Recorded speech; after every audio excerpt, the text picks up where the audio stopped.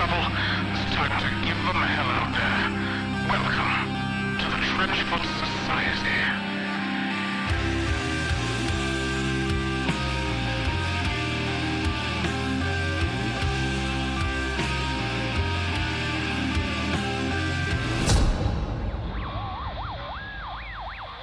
Welcome back to the trenches.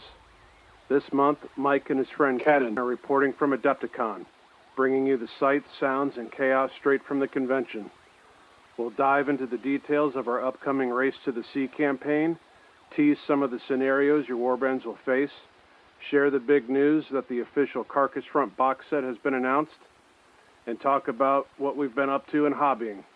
Grab your gear, lock and load, and get stuck in with us for all the latest updates from the world of Trench Crusade. As per normal, we like to start out with our guests. So today we have our good friend, my good friend, Kennon, who's the one that got me into the hobbies of messing with tiny little army men. Yeah, I'm the source of your Cryptland eviction. Yeah, I've joked about him in the past. I've known him for 20 years or so.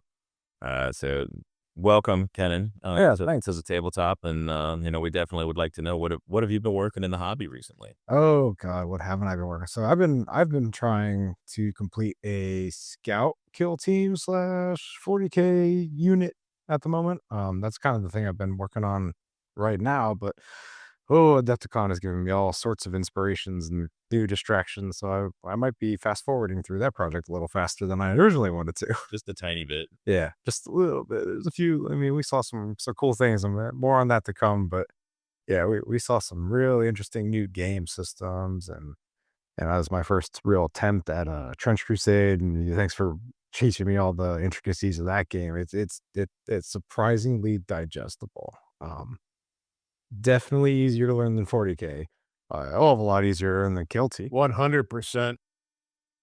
Yeah, we made a poor attempt at one point to just be like, oh, we'll just sit down. We're smart. We'll just sit down and read the book and play Kill Team. And about an hour into it, we're like, I don't think we could do this without. I watched like 3 videos, and I'm like, I'm not getting a feeling that I have everything. I just need a list. I need a list that says like you need X, Y, and Z to start, and then you could be good. But I was like, I can't really quite reach that. Yeah, but there you need like an extra thing of equipment and you need like it killed their Trench Crusade. We just used like a couple of tokens, like down, activated. I swear to God, Kill Team, you need a token for if the guy's freaking needs to take a leak, if he got a grenade. Is he wearing like underwear? Or yeah, I swear to God, you need a token for everything. Like, are they really? It was bad, so we kind of gave up on that one. Although your scouts look pretty awesome, and yeah, and still use those for your my Dark Angels. Let's start with together. Yeah. So you play Chaos? Technically, yes. I play orcs mostly, but I had been a Dark Angel player. Orcs are my main faction for 40K. I have them and Sisters of Battle. Yeah, so I got my wife in the Sisters of Battle, which I know, LOL, that's the girlfriend meme, but it was, when I was younger, I played 40K back in like freaking 1990s.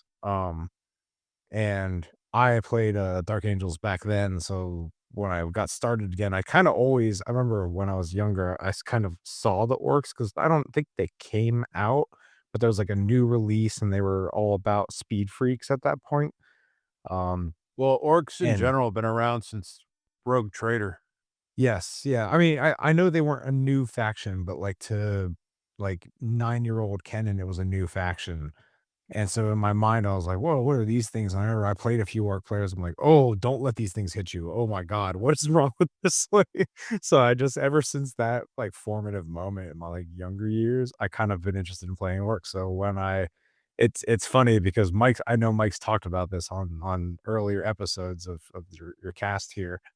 And he was talking about, reaching out to me and going, hey, I found out about this 40K thing. Like, what do you think about that? He messaged me that. And I told him this story. I said, you messaged me that. And I was literally standing in my local game store holding an Orc Combat Patrol box when he sent that to me because I was considering between Tau or Orcs. Well, that was you were like starting to thinking about getting back into. Yeah. It. Oh, no, I had pretty much decided at that point. And then when you were like, "Hey, what's this about?" I'm like, "You should do it. You should totally look." I bet you won't, because I am. He was my gateway dealer. Yeah. Yeah. So when I say I am really truly the source of your addiction, that is actually Holy root. true.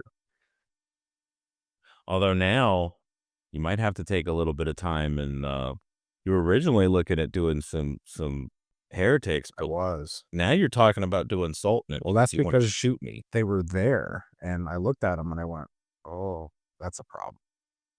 Because like the Lions of Jabir alone, I think that's my favorite Great model. sculpts Period. on those. Yeah, I think it's my favorite model. Period, in the entire lineup. And then when you told me that I just get to shoot the living Jesus out of you, I was like, "Well, you didn't have to sell it to me, but I mean, I'm here." You should have seen the look in his eyes when I was like, most of the games that I lose are because people shoot me, and Iron Sultanate shoots better than pretty much anyone else in the game, at least at the moment. Yeah, that definitely New appeals to me. New Antioch's really good because with Iron Sultanate, the rank and file of a -1 to ranged, whereas New Antioch, it's just it's a flat roll for on their yeoman. Oh, yeah, I guess, and the pilgrims are behave that way too. I don't know. I'm still kind of like perusing, right? Like I want to get into it. I'm still interested in learning about it. The bomb witch interests me. The werewolf interested me. The Lions of Jabir interest me, and honestly, like the mini range for the Iron Sultanate period See, appeals to my painting style anyway. So it's kind of you gotta understand, boys. This is my brother. He looks at the stuff. He's like, "Ew, humans! Give me all those weird looking things."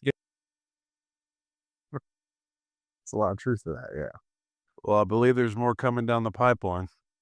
Yeah, yeah, I keep hearing about these other factions, but I think I'll probably get into it before they release those. Probably, very, very, very low. Oh no, extra minis I have to paint. Well, it's like, I mean, you're always making fun of me because it's like it's funny because people make fun of you on the podcast about like not painting but printing.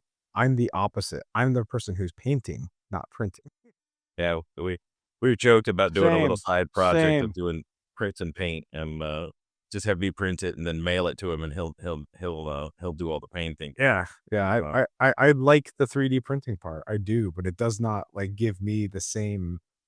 I don't know, like level of interest or the breath of fresh air. I don't know. I don't know what it is. I like it, but I'm more impatient. I'm just sitting there like, when can this be done so I can paint it? Yeah, I do have a little bit of a problem of doing entirely too much of the printing and not enough of the painting. I've been doing a lot better recently, I actually. did a lot of painting this week. Yeah, well, I wouldn't say a lot, but at least leading up to Adepticon to come out here, because I did bring, as I've mentioned before, I brought my big hungry boys, and I brought my Trench Pilgrims, specifically to use them in demo games and to show people, mainly to have Kennon come out and play, because we've been talking about it for ages. Obviously, he's a good friend of mine. I talk with him all the time about playing. And I was like, yes, well, we're going. And when we go, I'm just going to force you to play. And it was so hard to twist his arm to be like, oh, come play this game. I brought everything we need.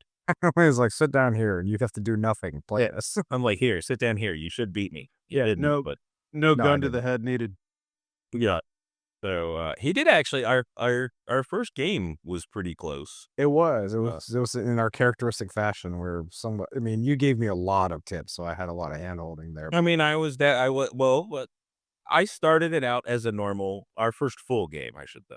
Yeah. I did start out as kind of a demo game, and by the end of the first turn, I'm like, oh, okay, well, we can play rule. We'll play full rules here. Because he started beating the shit out of me. So I started cranking up the speed a little bit.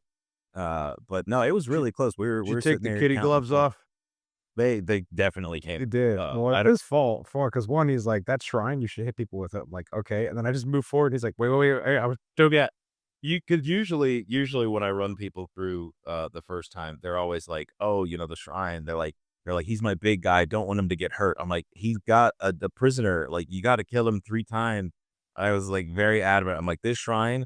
I'm like, just grab your crotch and just walk out into the freaking playfield. Like, anybody you want to kill, just beeline it towards them. I'm right. I don't have Go out, anything that's even going to do anything. go out there like you own the place. Yeah. Exactly. And His fatal mistake was telling that to an orc player. Yeah. Already, that's pretty much reckless abandon. exactly. So he did very much that and just immediately walked out into the battlefield and just was like, that guy over there looks like he needs a wheeling. Introduce you to my friend Catherine. Yes, exactly. That guy right there needs to die. So I did take out the shrine in that game. I was trying to go for the stupidity version. I wanted desperately to take out the shrine with a thrall by using Mother's Call to do it, but sadly, It was close. The odds were in your favor. it was close. But I think he had done like a diving charge and had a blood or something on him, and you made him fail his first hit. And then he failed his second hit, so I couldn't use the bloodbath. Yeah, I was Brawl. 100% delaying the inevitable. But I'm like, dang it, you made it so the thrall didn't do it. But the hag hasn't hit anyway, so the hag punches you and then she killed him. It would have been me. The thrall killed a shrine. Yeah, if anybody's playtesting the shrine, it was definitely me because I looked at the Greg and the hag. I'm like, I can take them both. And I just ran like without any idea if I could or couldn't. I was like, screw it. He said the thing's tough. Let's see how tough it is. I mean, to be fair, I was like, as soon as he started running towards both of them, I'm like, all right, the hag's staying here. The Greg's going away. The Greg's going to fight something else. But no, heck, our first run through of it was before the convention even started. We were actually sitting. It was very surreal because we're in a very fancy hotel, and we sat in the lobby playing on a coffee table with a freaking Random stuff we found in yeah, basically some random stuff we could pull out of the hotel room. I was like, this little name Paper plaque looks like an cups. L-shape ruined. Yeah, basically it was super, like K-cups. 10-year-olds playing old school 40K where we had like a paper cup and a nameplate and a box of tissues. And I was like, this is, you can actually see over this. It's just, I get covered, but you can still see me just so we could run through the rules. And important the storm. Yeah, exactly. But, just running through the basics of the rules, just to, like we did at our demo days of just, hey, here's one guy, I got one guy. Let's just run through this and, have fun with it. We did that just the first day. And then once we actually got to Adepticon and everything's opened up, we went to the game hall and played on a board. And we got through a bunch of games there, but we'll get to that more in a minute. Right on. But yeah, out here, I got most of my stuff painted, at least my Great Hunger stuff. Out here, we did a couple of days where we did games and a couple of days we did some painting. I finished up my hag out here. What else did I paint? I started painting on the Butcher Knight. And then like we said, was Kennon started painting on one of my your pilgrims. rust effect on the Butcher Knight looks really good. I much appreciate it. It's really, really easy. It's just paint it brown and then stipple some more brown and orange on top of it. And then that's pretty much all I do. And then eventually Easier is if you use that goblin hut. Oh yeah. Dirty down rust. That's basically cheating. We were talking with the vendor Dirty for that. Down Rust. Yeah, it's good. It's good. I've been using their moss recipe for my Dark Angels bases. And that is literally just like, where would you like moss? Apply this, and then literally go do anything else because you're done. Yeah, that stuff looks like I pretty magic. much use the Dirty Down Rust, Verdigris, and Gore are my favorite for from Goblin Hut. Mm-hmm. Yeah, we were talking to, I think he was a vendor. It wasn't the actual Goblin Hut. He was a vendor for them, or a reseller for them. Yes. Was a super cool dude. Yeah. And I'm pretty certain he joined on the Discord as well. Super cool guy. We were having a blast hanging out with him and had some discussions about trying to help him out with some 3D files for some monsters and such that he could use for his demo stuff when he was showing it off. He was doing really cool demos of the gore and all that such out there. But yeah, the big stuff I've been doing in the hobby and was trying to get all my stuff prepared to come out here. My big one that was making me laugh was trying to get all of my stuff magnetized and painted and get it out here. I've been using the same pilgrims that I printed basically right after last Adepticon, because I met up with you guys and started playing Trench Crusade after Adepticon last year.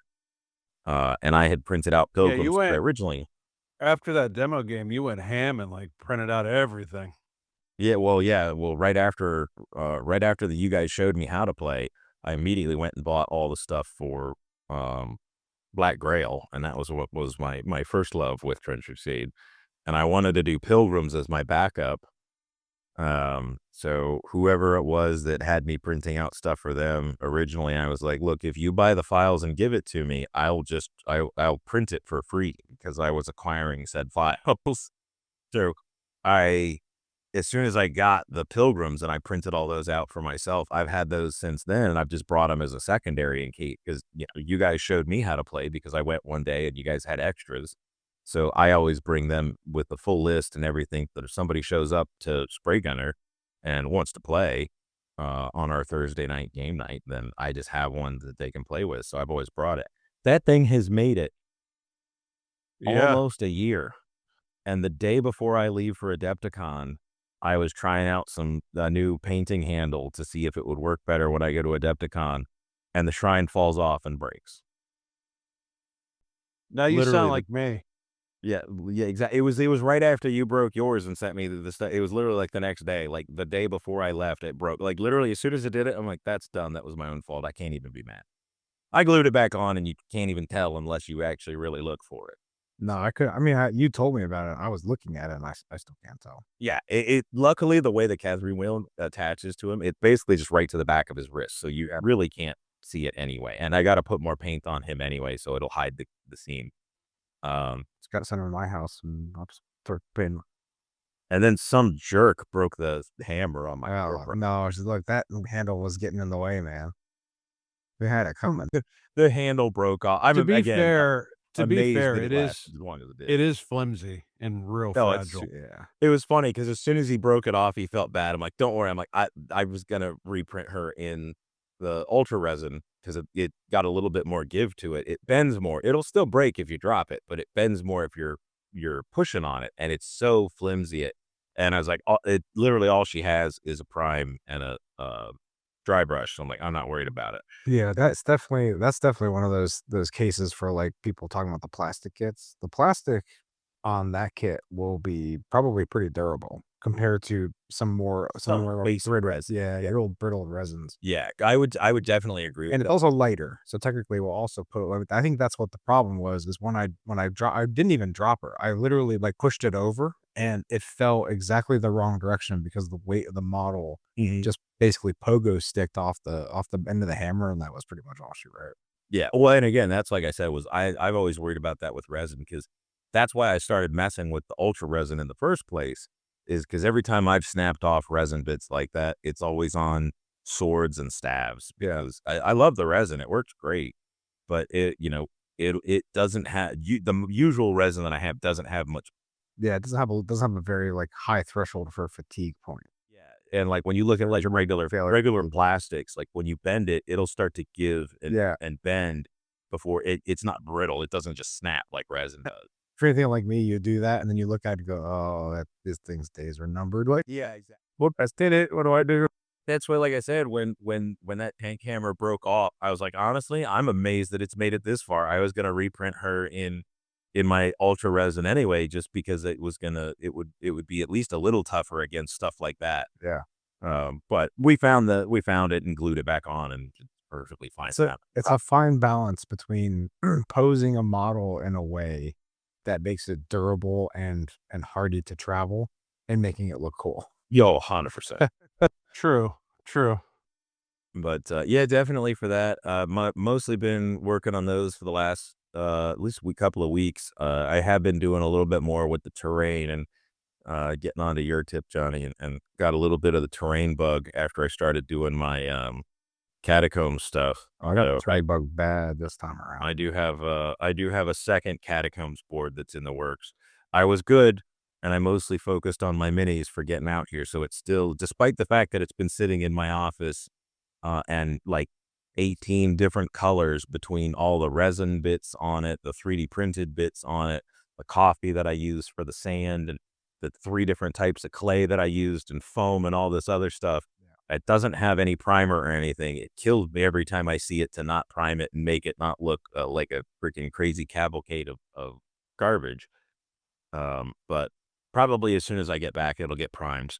It's just so that I can get it out of my mind. Yeah, I mean, I think the thing is begging to be played on it. It's great, and we got to see Jay from Aeons of Battle. He had his demo piece out there. He actually brought it here, and we got a chance to meet him too. Yeah, that was super cool. Yeah, it was Oh, super wow. cool. That's awesome. Yeah, he's a pretty cool guy. I mean, I think I got the suspicion he was either tired or just probably had talked to 500 other people. So like, lots of two big idiots going up to him. Probably was just And I did kind of just like, he was just like walking through the hall, and I'm like, hey, that's a famous YouTube person that I know. And I just kind of walked up and I was like, hey, how's it going, man? Just wanted to say thanks for all the cool stuff you do, and just like chatted with him for a minute. And he was cool. He stopped and like actually I was really weird. I'd be like, hey, just shake your hand, like, thanks, man.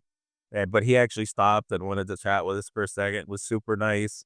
And I was just like, yeah, I'm building a board off of the stuff. I backed your stuff. And it was ironically, I had just come from the Trench Crusade demo room, and I had been taking pictures of my Great Hunger on his board.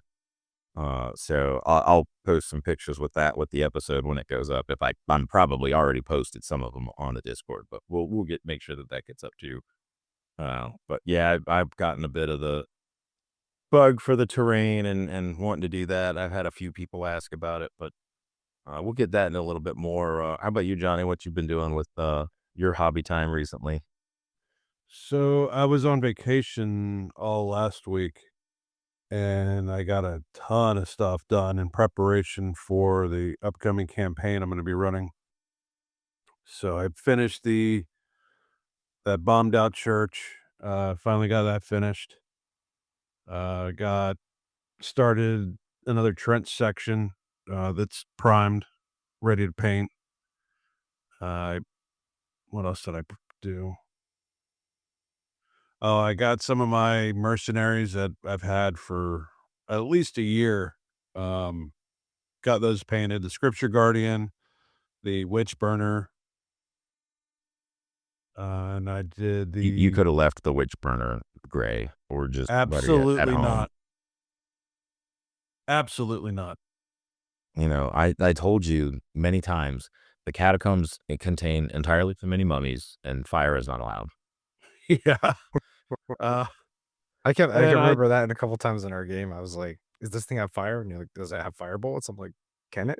Yeah, it was. so I also I kept did warning him that I'm like, everything I have is good against fire. So unless it is fire, I'm like, does it have fire? Then no, it's a -1. Yeah. But can I have right. fire? Yeah. Sorry, Johnny. You were saying? No, so I also finished the Westphalia Red Brigade Lieutenant in machine armor. I got him done, Oh, that's and I cool. did some scatter terrain pieces. That lieutenant, was that And the one you were just posting? Was that earlier today? yeah, I finished him today. Yeah, he does look very good. And there was another terrain piece I did inspired by the film 1917. It's a barn, and it has a crashed biplane that like went through the barn. Oh yeah. I remember that you'd have been working on that one for a while, because I remember when you had me print the biplanes. One of the Yeah, I first things just you showed me was you shoved it into one of the buildings. I was like, yes, do this. yeah, I didn't know how I wanted to actually do it, so that's why it took a little while. But it's finished, done, and it's up at Spray Gunner right now. But Yeah, it other than looks freaking that, great. yeah, just planning the campaign, doing some stuff, prep work. I want to do some giveaways to all the campaign players right now. I think last I checked, I think we were up to like 15 players, local players. Oh wow, we got quite a few people. Yeah, it's gonna be. I'm gonna have my hands full. Yeah, because I think we Um, only had I think 8 people in our first campaign last year. yeah, 8, and I think a few of them dropped out, which I mean I expect. It's just the nature of the beast. Yeah, of course. I think this one we're gonna run it 8 weeks. So, but yeah, Yeah, I'm looking forward to it. it'll be definitely gonna be a blast. I've try to do at least a couple campaigns a year is the my plan for our group. Yeah, I think with some of the new stuff we're going to be talking about, that might be a little bit easier. Yeah. So when I planned this campaign, it's called Race to the Sea, and when it ends, Carcass Front starts. So the next campaign that we would do would be Carcass Front, and it's funny because they just announced everything at Adepticon for Carcass Front, and Almost like we planned it. yeah, I know, right? And unfortunately, I wasn't able to go to Adepticon this year, but you two fine gentlemen were. So if you want to take it from here and tell us what you Yeah. saw. Yeah, we spent a lot of time over at Adepticon. We're actually, as of recording, still sitting in the hotel. About 3 hours after the end of Golden Demon. Yeah. Which we ended up not being able to do that last year, so we were trying to get in some of the stuff we couldn't do before. But we had a blast. If anybody that hasn't done it before, I did see on Facebook some of those Golden Demon players, announcements. and they look, for some of those look gorgeous. Yeah, in person they were unbelievable. oh yeah, it's amazing seeing the pictures of them, but like when you get to actually see them, I mean, not in your hand, but like behind glass, sitting in front of you, and I mean they've got them pretty close to the front glass, so you're getting inches away. You can be a real window licker if you want to be. Now, Yeah, oh yeah, I do know at Spiel they're going to be doing the first Trench Crusade painting competition, the Crimson Chalice, Yeah, they hinted at this in the and it'll be announcements. I think they're going to do at Adepticon next year. I believe they're going to do the Crimson Chalice at that event as well.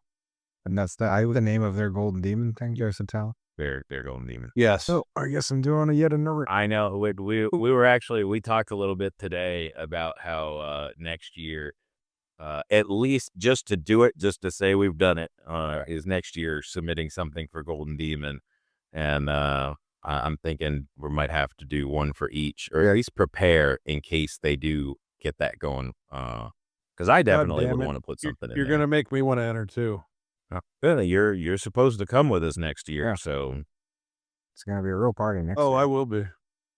yeah, it's gonna be crazy. It's gonna be 3 old men passed out in the freaking lobby. Yeah, I'm considering bringing my wife up too, and it's gonna be interesting. Very clear.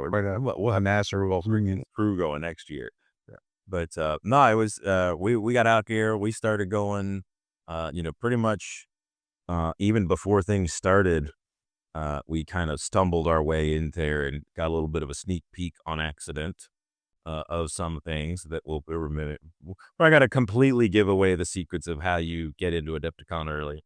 May or may not be related to Clark. But we did, there was the venue hall, if anybody's there last year, or if anybody knows anything about Adepticon, it's one of the, if not the largest tabletop gaming convention, at least in the U.S. Yes. And I believe last year was their first year at the Barrett Center. And I believe they had upwards of 12,000 people attend. Yeah. If I had to guess, there was more this year because they opened up new areas. Spiel Essen's bigger, but I think you're right. Adepticon's the largest in the U.S. Yeah, but Spiel Essen is also, I think, more focused on painting. I'm not sure though. But either way, I know that Adepticon's at least the biggest one in the U.S. that I know of, that I went to. And I know this year was bigger because they opened up whole sections that we were like, I didn't know this was even a room. Yeah, they added on a couple of rooms. Yeah, so they added on, and we're not talking like, oh, they added like a bedroom. We're talking they opened up like an entire gallery ballroom that they had tournaments and such in. Yeah, I think it's only going to get bigger every year, just like I guarantee you. Yeah, last year they estimated, actually last year they said it was around 10,000 attendees. This year they actually are thinking it's somewhere between 11 and 12.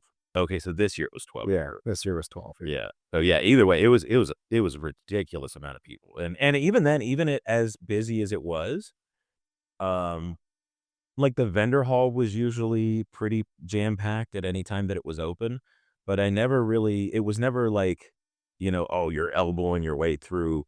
The only times it was really super crazy was like that first day getting into the vendor hall, or the line getting into the Warhammer preview. Yeah, you can walk around with your armies in boxes, and I wouldn't sweat it too much. I mean, you definitely want to ditch them before you go in the vendor hall, but other than that, like, yeah, most of the time we were walking around with backpacks on and our little magnet boxes in front of us, and it was again, aside from the vendor hall, they were a little bit better this year about putting up signs saying like, "Hey, don't come back here if you got bags." Yeah. You know, be more mindful because people were banging stuff around last. Yeah, that was a little bit of a, I don't want to say issue, but it was an occurrence. Yeah, it was a lot better this year, I thought though. But no, one of my big things was I wanted to beeline it over to the vendor hall as soon as they did open. So once things started, and as soon as I could, I got in line an hour or so before they opened the thing up. I And knew I had some special requests. yeah, Johnny had some special requests, and I had a few other requests from some people on the Discord and a couple of people from our local scene that were asking for things. In fact, between all of the other people that asked me, I think I ended up going back to the Trench Crusade booth. Yeah, 4 times. Yeah, half a dozen times. Yeah, a couple of times I lost you, and I was like, I'm gonna go check the church. Yeah, he kind of jokes that like anytime he couldn't find me, he was just going to go to the Trench Crusade booth, and there was probably a 50-50 shot that he would find me there. But yeah, that very first day, I bolted over there, and they had an entire shelf of the hardcover manuals. So I was able to grab 2 of those. I got one for me and you. That was one you'd asked for. I got some shirts. They had, I believe, the patches that I got were exclusive for Adepticon. I've heard that they were. I'm not sure if they are or not. They're the Velcro backed ones. Yeah, the Velcro backed patches. Yeah, they were nice. They're a good quality thing. Yeah, they're pretty good quality, patches. So I grabbed a handful of those. They had some 40 mil metal objective tokens that were themed for the different war bands that were made by Baron of Dice. I grabbed a handful of those. Trying to think of some of they had the busts. They actually didn't have the busts out the first day, or if they did, I didn't see them. But I managed Yes, who knows? Yeah, while you two were out gallivanting around Adepticon, I did splurge a little bit, and I bought the canvas map. Oh, did you? Yeah, I know we I talked did. about that. I didn't see that there, which is good because if they had it, I probably would have bought it, and I already was spending way too much money. They did have the box, the actual box for Carcass Front. It was sealed up and it was empty. I, of course, picked it up and shook it, and it was completely empty box. And they did have the Carcass Front campaign book sitting there that was literally chained up. And I picked that up as well, and it was not just plastic chains. It was literally chained up. The thing weighed like 6 pounds. I and did tried- pre-order it. Yeah, you mentioned that as well. And I did actually peel, and I asked one of the guys there that it is the actual book. So, they had faith that nobody would try to run off with the actual book early. Because they said it was the actual book. Because I joked with them, I was like, I was trying to see if I could open a corner just to see if there was text in it or if it was just a fake blank book. And he looked at me like I was crazy. I was like, no, it's actually the real book. It's just that's why it's chained. Because it actually had a chain and a lock on it for real. But they had that there, so they obviously have it already, which makes me feel better about the pre-orders and it going out. That I think that they should have that out and about soon. They also, what was really cool was on top of having the plastic kits, which I picked up a Sniper Priest, mainly because I know you didn't like it, so I bought it for you anyway. But they I had appreciate it. they had the resin kits. As I was told, because we first saw them at a different vendor that was outside of the vendor hall, and I actually got a box of the Black Grail ones from them just because I wanted the box. But it's the official Trench Crusade box. Like, it is their actual official box. But it's it's resin prints of the STL files. So it's not plastic kits. It's just a box with the official files resin printed in them. They had a ton of those. So anytime I was meeting people and people that wanted to play in the game area. That's still cool because not everybody has access to a 3D Oh printer. yeah, they were selling them like mad. They were going like hotcakes. I was surprised that that last day we went to the vendor hall and they still had a couple of them there. So I was surprised at that, but they kept restocking it. They were literally the second largest booth in the vendor hall. They had a huge booth set up for it. Mike Not gonna Franchino lie, was there. that's pretty fucking awesome. Oh, it was super cool. They had a whole bunch of tables set up with some really neat thematic little demo boards. They were running people through some demo stuff there. They had a whole classroom down on the other side of the convention, but they had a room set up where they were doing some narrative campaign stuff where they did. I think that's where the barbed wire Yeah, brawl the was. name of that narrative campaign was Blood in the Water. Yeah, that's where the Blood in the Water stuff was. They had some super cool terrain boards that I believe like some of the observers made and some other people made and brought. That was where they also had some stuff for open play, and that was where they had the stuff that Eons of Battle made, was where their Catacombs of the Blessed Dead, their original board that they made and showed up in their YouTube video announcing the terrain pack that they made, that was actually there. I was geeking out real bad on that, and I had to go and take a picture with, all of my minis on there. And I actually got to hang out down there a couple times, and I ran some demos when they were busy because they were slammed the entire time. So at one point, I was actually down there running demos, and I had one of the observers come over and was like, "Are you an observer?" I'm like, "No, I'm just having fun, bro." So, I was there doing their jobs for them basically, and running people through demos and having fun with it. It was actually funny is Wyatt, who hopefully he's listening, he actually managed to get a handful of games in with me. He learned to play. He went and bought the minis.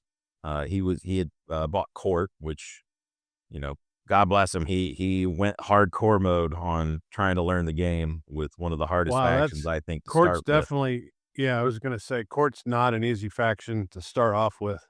Yeah, so he did good. He learned the rules really well. He picked up the game really quick. Yep.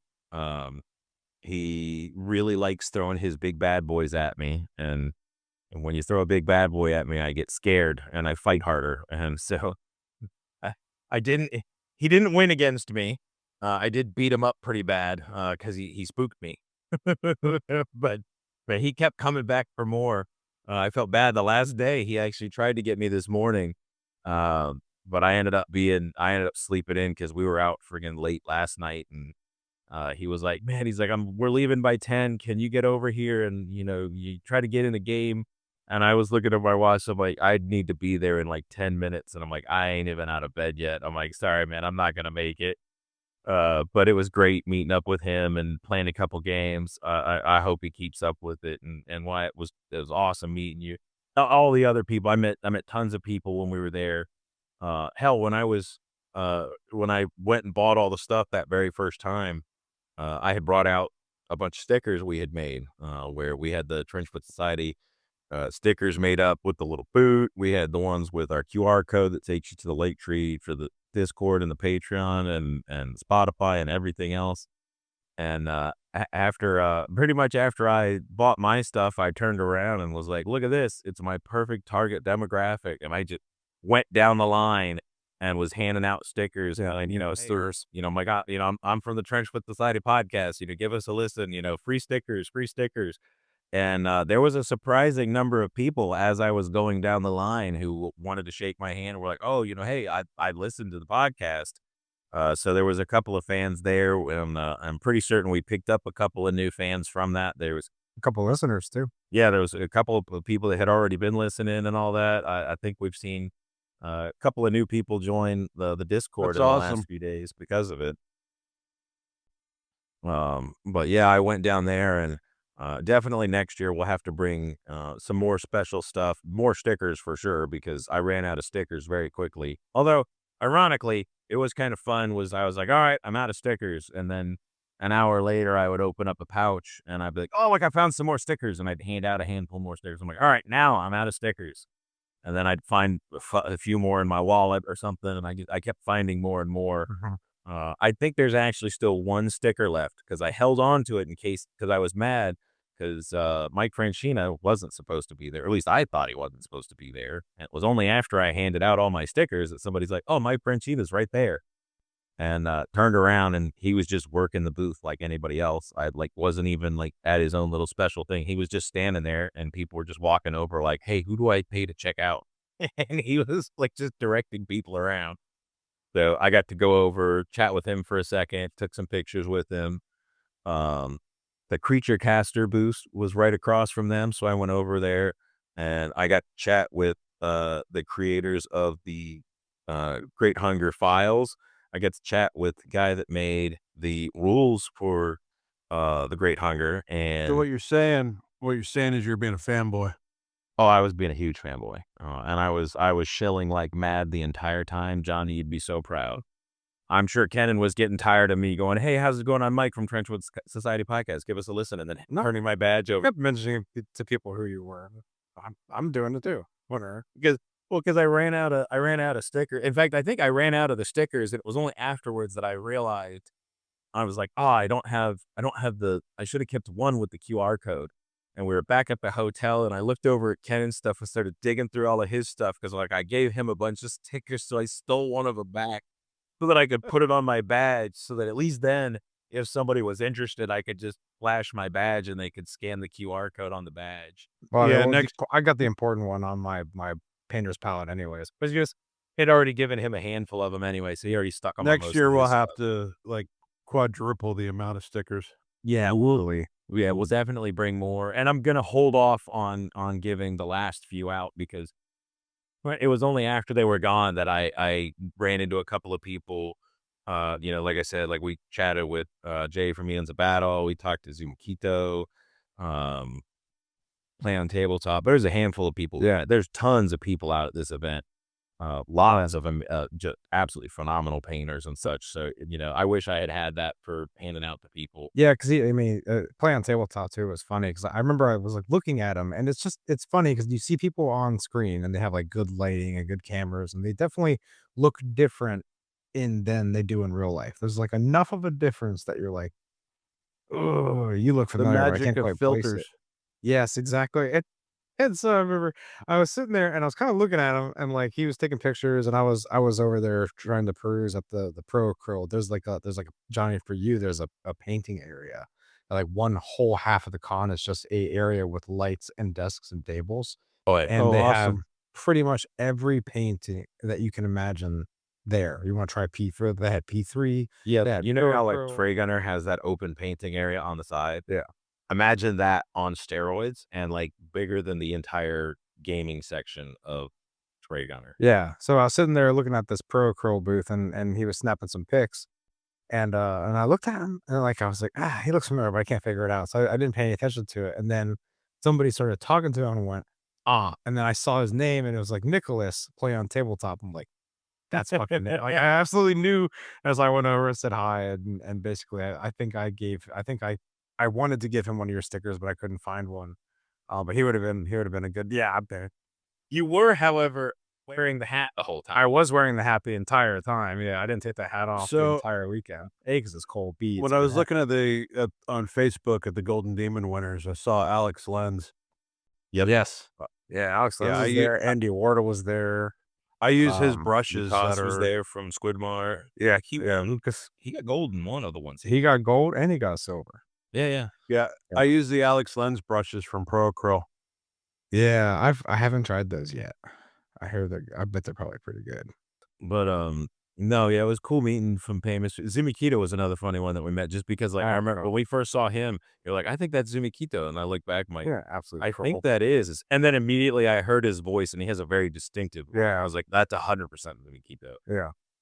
But he was over at the painting area a couple times, giving people, talking to people and giving them hints and tips and such.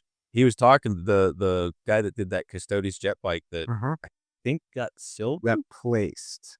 It did get silver, yeah. Yeah, he didn't win, which is amazing because it was a phenomenal. He didn't win because it was Custodes. The Slayer Sword winner that piece was awesome. Yeah. Oh yeah, we Nice. got lucky. We were walking up to go get in line to go to the Golden Demon announcement, and I was worried. I was like, how did this not win? Because it was still in the case.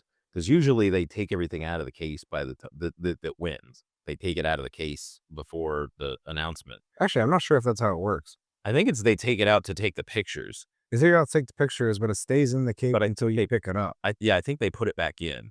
So that I think they had probably already taken the pictures. They put it back. Yeah, maybe. Because I'm used to them taking it away because when we had come by earlier looking at stuff, they were taking stuff out of there. It did seem like all the finalists were still in there. But I think like all the commendeds and the notables and the, you know, those things, I think those were available for pickup, but still plenty of them in there. Yeah, but I remember we walked by and it was the one that won gold was still. We got one last look at it, and it was the absolutely phenomenal model. And I can only imagine the hundreds of hours the guy must have put into it just because it was so much detail on that thing. Yeah. And the sculpt is amazing, and the way he integrated the little hut, the little crypt that he It was situated on. it was this dragon. We'll have to post some pictures for it. And it was like this dragon sitting on top of a crypt with a little, ghouly dude underneath it. We had a lot to it. It was absolutely gorgeous, though. Yeah, between the kit bashing and the modeling, just the modeling alone on that had to take a couple 100 hours. I mean, easily. I would think anyway. Yeah. But yeah, for the Trench Crusade stuff, we were running around doing that. I very heavily focused on that this year, obviously, being who I am and what I'm doing currently. I was bouncing around back and forth between painting room, the open play area, the Trench Crusade booth, and the Trench Crusade room, just because they did have a little bit of open play down on some of the more thematic boards down there. Most of the games we ended up doing were just in open area. Speaking of those boards, that one with the two boards, the one with the sub in the water and the one with the sub that's like all rusted out on land, both of those were killer. Oh yeah, that I knew, and when I saw those, I was like, I gotta get some pictures and send these to Johnny. And then, of course, as soon as I did it, I regretted it deeply because I'm like, damn it, now Johnny's gonna tell me to go print a 4-foot-long submarine. I'm But looking then it was for also, one. yeah, I figured you were already looking for. I was gonna just ask the observers and be like, who made this, and just where did you get this file? Because Johnny's gonna bug me about it for the next 2 months until I print him one. But the other one that was really cool to see was our good friend Ansi from Diceverse. I saw a bunch of his terrain out there as well. The ruined church, some of the factory bits. I saw a couple of pieces to his scattered amongst some of the boards there. That's awesome. I like seeing his stuff out in the wild. Yeah, and just they didn't paint it with as many bricks as you rightfully do, because I know you love painting bricks. Uh-huh.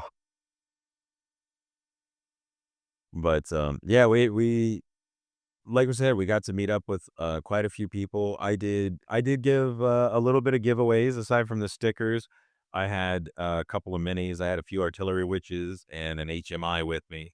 I did give those away to a few people that were talking to us, and that was when I was over in the painting area.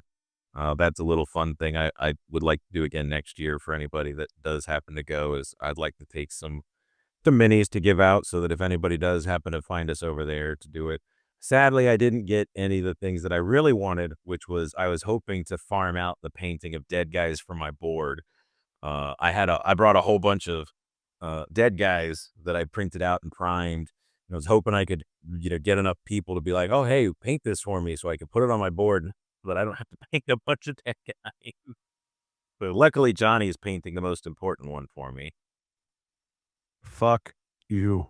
Hey, I was like, what is it? His army? yes, it is literally, I have a file for a dead guy from Red Brigade.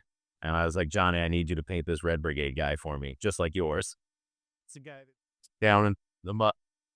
I did. It's bagged up, waiting for you to get back. So I did hand out a few of the dead guys, and I was like, if they make it back, whatever. If not, have a cool little mini. But there's a couple of guys that I ended up chatting with that hopefully they joined. Hopefully they're hearing this and hearing me talk about them. It was nice chatting with them in the paint room over there. And they got some artillery witches. Hopefully they're painting them up and having fun.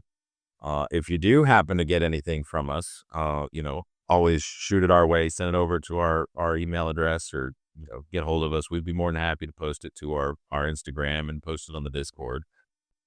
I'd love to see anybody's work on it. It's probably going to look better than I do when I paint stuff because I just look at the artillery witch and go, paint it black, dry brush it with some silver. It'll look great. That's what it looks like to me in the artwork, at least. And then My imagination runs wild with it for sure. I actually gave the HMI was the last one I had. I didn't. I think it was when I was talking to Zumikita. So yeah, you gave that to Zumikita. Yeah, I gave that to him, and I was trying to talk him into doing a video on Trench Crusade, just because I was like, now you got to do it.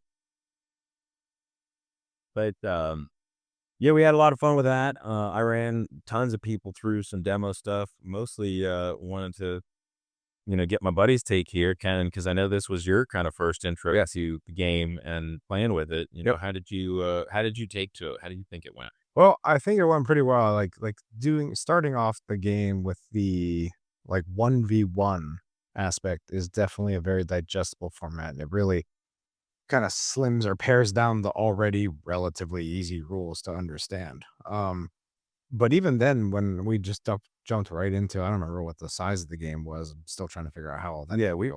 We jump. Usually, I do a 1v1, and then we do a 3v3 where you get like a leader and 2 troopers. Yeah, but we did something else. We jumped right into us. We jumped right into a 700. Yeah, that's what 700 bucket game, and that went just fine. I mean, it wasn't hard to understand. The activation sequences were easy to figure out. The math is easy to figure out. So much so that like you said, I'm an orc player, so you gave me a shrine, I just ran at you and Bee Rea. Was a pretty easy, but relatable experience. You did. I forgot that he is a literal Anchorite person. smash. Yeah, I'm like, see this guy? He's your biggest dude. He's hard as shit to kill, and he punches like 2 freight trains side by side. Yeah, and there's definitely like some still that learning the keywords. That's still kind of like an uphill. I don't want to call it uphill battle, but that's definitely something I'm still fighting on through. Minus dice, easy to understand, also easy to mistake for minus modifier. But once you figure out that it's really not bad. The data cards are not bad. Like there's a few nuances and some things to learn, but I was talking to you about this over dinner. I don't yes, maybe there's ways the data card can be made even easier to read, but I play 40K, so it's not. Well, It really was. overall in general, it's a lot easier to learn than 40K or It is significantly even easier to learn Necromunda. than 40K. Yes, it was a lot easier to learn than 40K. The thing that kept screwing me up was stop thinking that I can move, shoot, and then charge. I have to move, charge, or I have to take a dash first. And once I started figuring that out, I was like, oh, okay, I'll just dash everywhere. And then I failed like the Anchorite Shrine, tried to dash somewhere that was like super important. That saved me so Oh, hard. yeah, that We did a I was like, I don't know why I decided to do a 50-50 shot for this thing. I should have just moved it. I'm like, what an idiot. Well, to be fair, sure, at that point, that was when Wyatt was with us, and Wyatt had already run through at least a game or 2 with me. Yeah. And we had tried to get a couple people out to play some games, and it ended up being me, Kennon, and Wyatt. So I was like, I'm like, you guys could run together. But both of them were like, well, we want you to play too. I was like, well, we can technically do a 1v1v1. And I basically set them up like I did with us at Spray Gutter Johnny, where I ended up being in the corner getting a pincer attack. So I'm like, well, at least they'll just kind of focus on me, and I'm going to be the one that's going to get trounced. Yeah. I didn't really engage you very much, though. I ended up sort of engaging him more than anything else. But then when all of your thralls started showing up and the Greg was pissing me off, I was like, all right, now it's time. Well, that ended up with just it being a little bit of a shit show in the middle because there was a shrine up on a hill in the middle. And then, that I guess if ever Giants came out to play and started punching me in the Greg. And as soon as I could, I was like, oh no, the Greg died. And then he got away. And the Greg died and the Praetor moved the Desecrated Saint moved away a little bit. And I was like, oh, look, the Greg revives, and immediately flew across the board to get the hell out of there. Oh, yeah. And there was that one. We were joking because we were laughing about the siege of, not Rohan. What's the heck of that place? Oh, my God. Helm's Deep. That's what it was. The siege of Helm's Deep, where we basically downed the Greg, and then you had like every thrall in the 5 square mile radius was like, yeet, just trying to get over there. Oh, it was great because they both knew, because I was very adamant. I'm like, the Greg, you don't get points for killing the Greg until it's the end of the game. I'm like, if I can get a thrall over there, he comes back. Yep. So they were doing their damnedest to make sure that every thrall got into a fight or got shot or got dead or got knocked over. There was one guy who started booking it for it, and I had the War Prophet with a sniper rifle, and I shot the gun at That in that list that I had for him, that he had a sniper rifle, and I was like, it was because I thought he had just like a pistol or something. Because there was another new person that joined, McFranklin, that's been doing Great Hunger as well. That recently joined the Discord. Yeah, he might have been one of the people I met out there. I'm not sure. There was nobody else that we played out here that had Great Hunger, because most of the people I Really? played, most of the people. I think I met somebody that might have mentioned that they had Great Hunger, but nobody there had Great Hunger models. Everybody had the models that they went and bought there. There was one guy I think that we found, because I was surprised, I actually found some guys playing Trench Crusade I'm actually, down.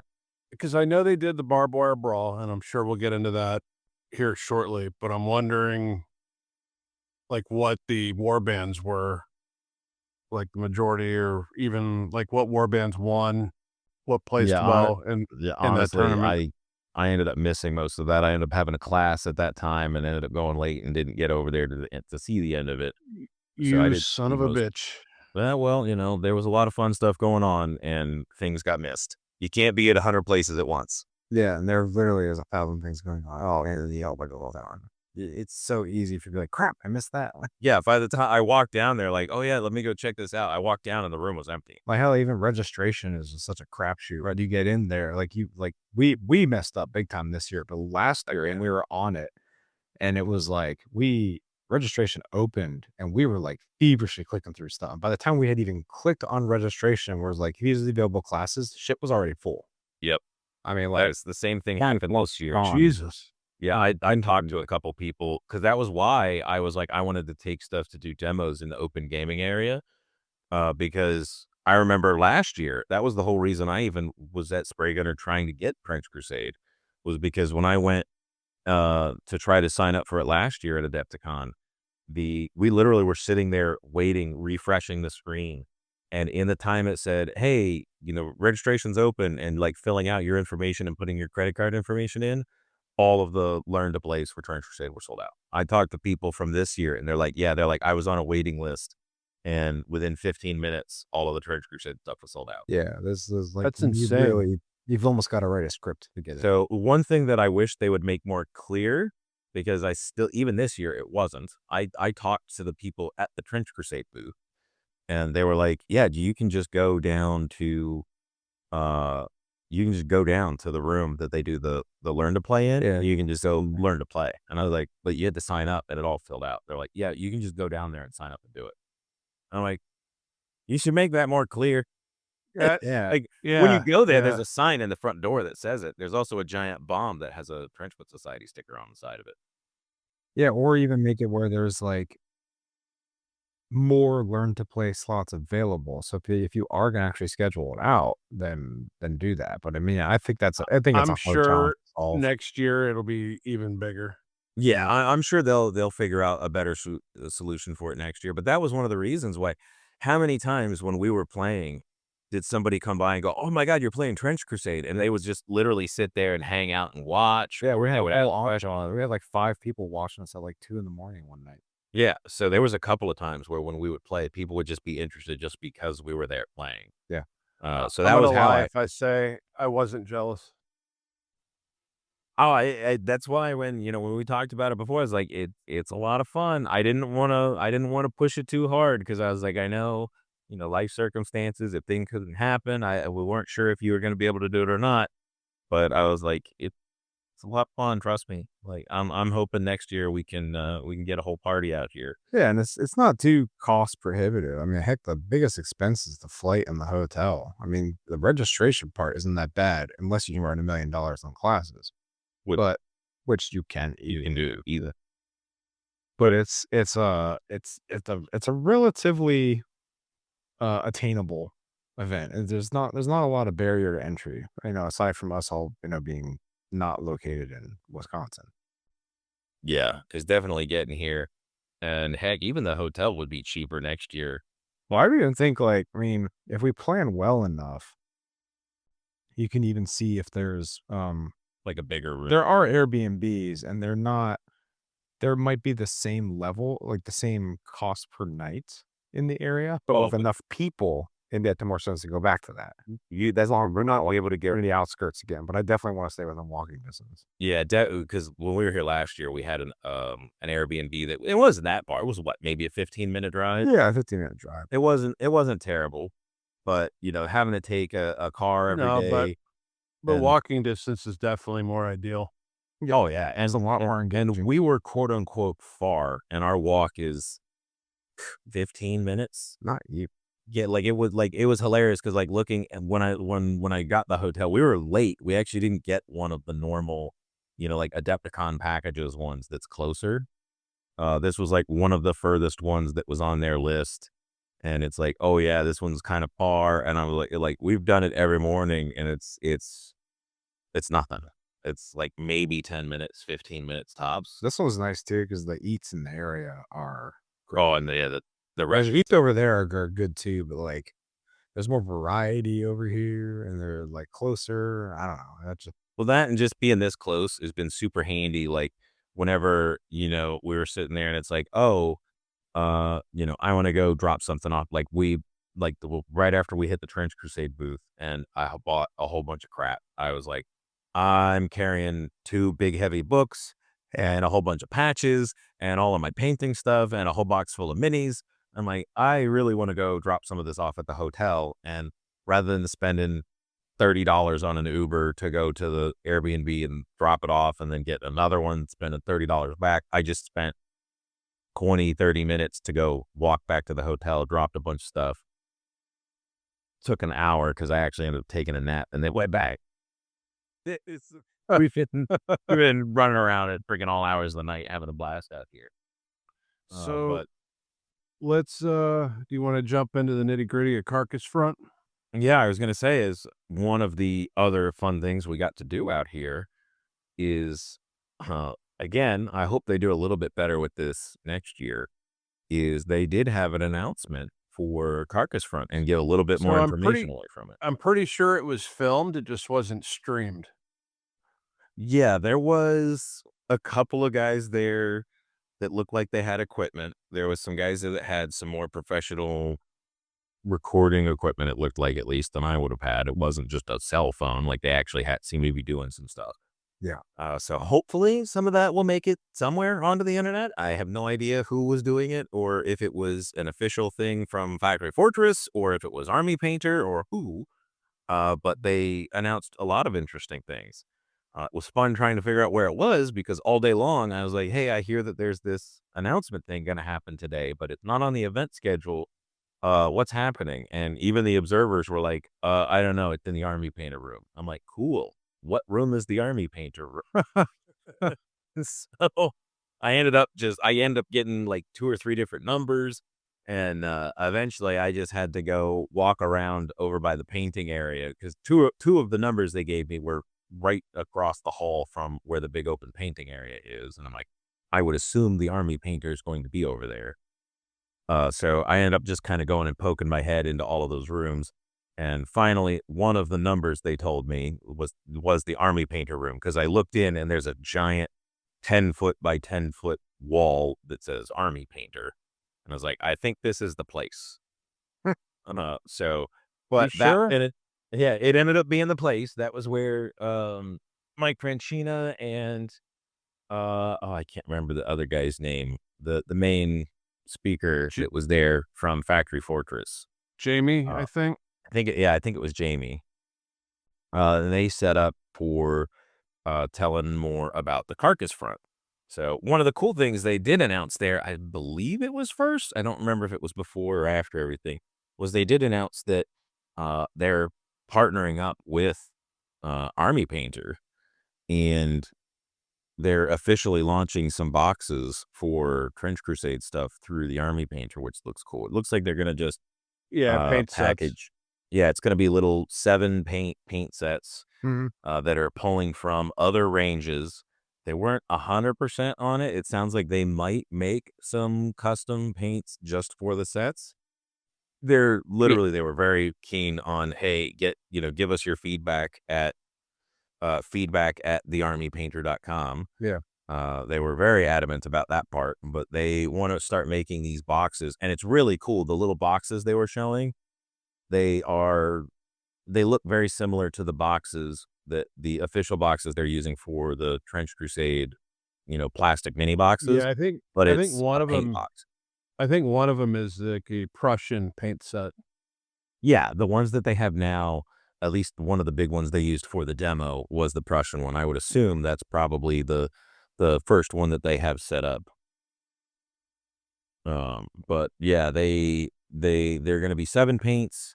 It's going to be different, paints, probably mostly from other box sets, which is kind of cool because that way you could just look at the box and go get those. Or if you like, hey, I like this Fanatic paint or whatever, you can just go get other Fanatic paints. I actually kind of like that idea rather than just making a new line of paint specifically for this. It's just pull it from their other stuff. But the fact that they're officially teaming up, I think is a pretty cool thing, and I'm sadly probably gonna have to Well, they start buying did more Army Painter stuff now. well, they did, also partner with Villainy Inc. to do Yep. a Yeah, wash that makes a line. lot of sense. Yeah, that makes a lot. Now, if only they would do something with ammo so that I can keep buying ammo paint. Right?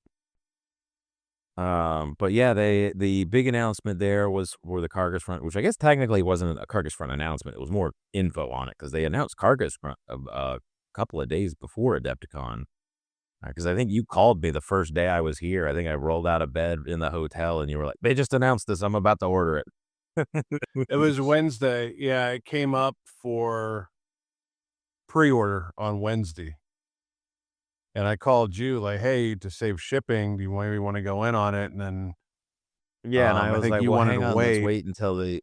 I was like, "Wait till they announce more about it so we can find out about it." And I think it's 100% worth it. It's $130 and you get 16 miniatures in it? yeah, it's 16 minis. It's Naval Raiders and not stock pilgrims, but It's Sacred Affliction. Sacred Affliction.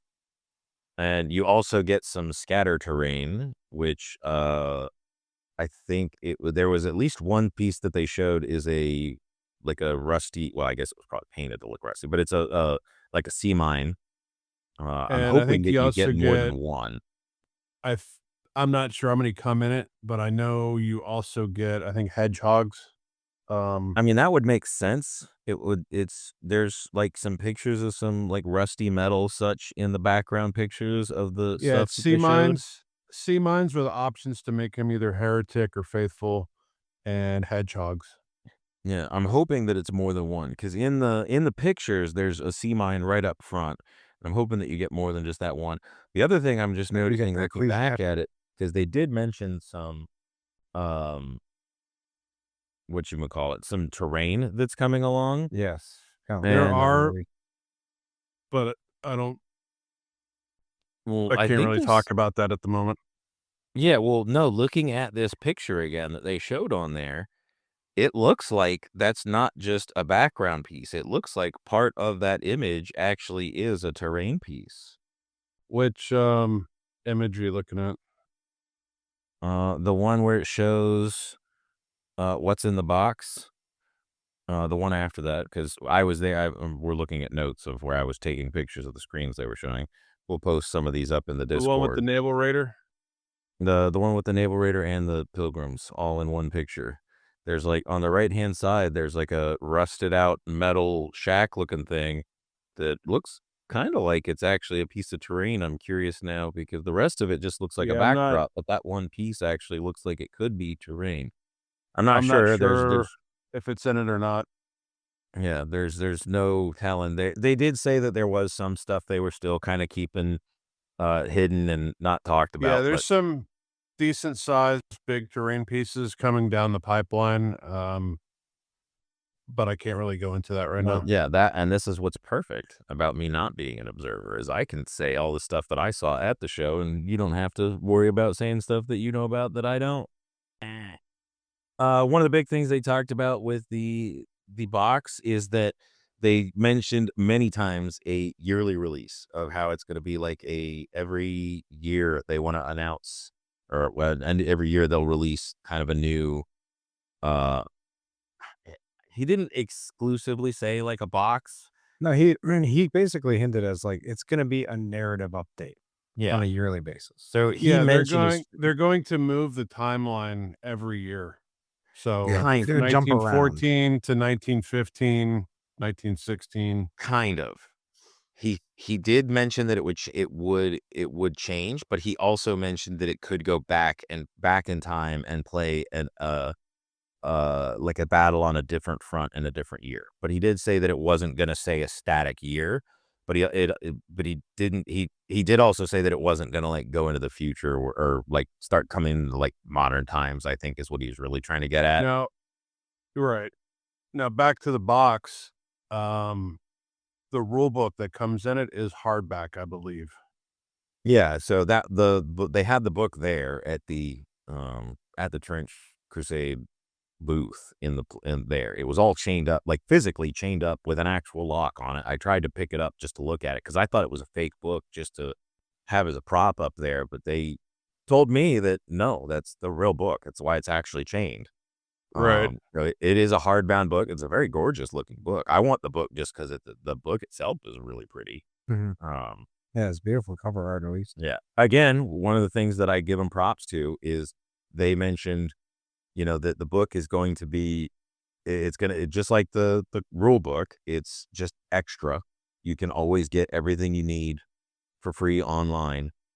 He even mentioned that, in years in the future, when they've got new campaigns coming out, that they want to look into doing some like print on demand thing so that once it's old, it's not, gone and dead, that you can still get it. Which honestly, if they just had it Yeah, online as a free PDF, like a that would be living rule fine. book. Yeah, that's kind of how he talked about the rule book itself is that way as well. They did also mention that by the end of the year, the box would be split up, and you'd be able to buy the two plastic kits as well as the campaign book separately. Separately. Yeah, so Now I know in the it book there's 5 new campaigns or five new areas. scenarios for the campaign, but you can use those in any regular game of Trench Yeah, Crusade. so they're straight up new scenarios. One of them is apparently in a tank graveyard with something that throws tanks around. That was Yeah, I remember. that was something that was mentioned. They kept mentioning, how a lot of this stuff is just things that come out of Mike Francina's brain, and God love the man, but boy howdy, after listening to some of the stuff he talks about, I would not want to be part of his nightmares. One of the other ones that I'm interested in is they mentioned that there's vision cards, which are like secret objectives. So it sounds like they might finally be fixing one of my biggest problems, which is essentially adding secondary mission cards, where you have a scenario and it has a mission, and then you have a secondary so that, if you start getting screwed, because this is a big thing in 40K that usually happens to me all the time. And it happened in our last campaign where I just kind of got boned and I'm like, I can't do anything about primaries. Oh, there's nothing else to do for points. I just can't do anything. Right. Right. We kind of tried to fix it on our own little way, and I'm hoping that that's what it is. They specifically talked about them as ways to make the campaign more replayable so that if you're redoing it, it's not just the same thing again. So it sounds like it's some like just kind of extra bonus missions that are randomized, which to me sounds exactly like secondary missions. So Yeah. you're right. Anyway. Pretty much exactly what I heard it as.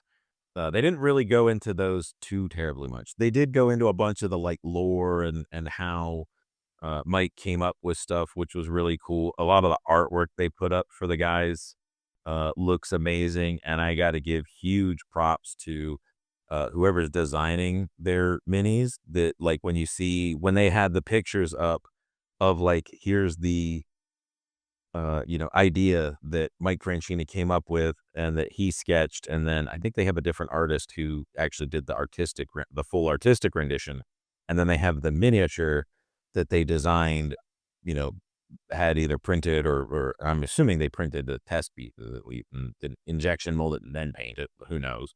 But they have it next to like the painting next to the painted mini, and they look surprisingly close.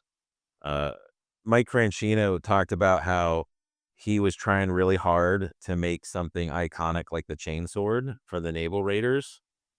And I mean, I Right. kind of like it. I thought the thing he did, Oh yeah, yeah, the cutting torch with the yeah, he's got a Falcon cutting on the torch end of it. pole arm, Yeah.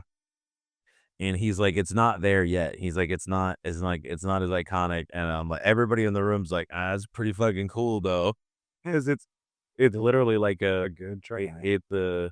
I mean, it's a pole arm, and it looks, if you've ever seen like old whaling, like the whaling boat hooks, where it's like a spear with the curved hook blade on it, and underneath that is a freaking little canister and a blowtorch.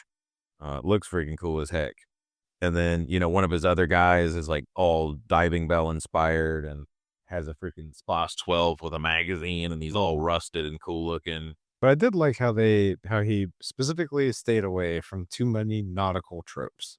Yeah, That was actually really refreshing because I definitely was like, oh look at Big Daddy with a harpoon in my hand. Yeah, okay. That's yeah, that's one thing he was very keen on was like he didn't want took to it go all all I their know. normal stuff. Like that's why if you haven't seen it, to just describe it more, is like the heretic, is he the priest or the captain, which I think is like the priest, like his head is a big triangle, and his backpack was inspired by a freaking Gundam, that was the Gundam backpack guy, I think, where I it's got think so, it's yeah. got like the canisters that stick. It was hilarious because as soon as he said it, I'm like, yeah, that 100% looked like Gundam right there.